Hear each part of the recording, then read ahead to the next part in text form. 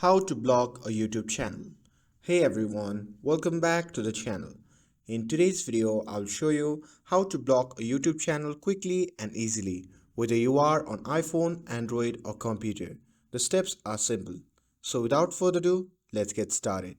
So first thing first, open the YouTube app on your phone. And once you have opened the app, simply navigate to the channel that you want to block. Or you can simply tap on the three dots next to the video from that channel.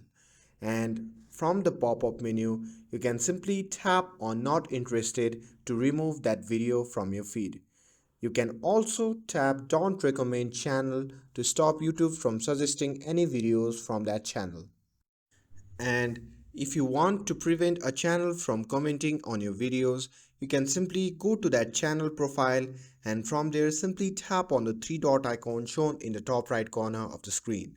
And from the drop down menu, simply tap on hide users from my channel option and this will stop them from commenting on your videos.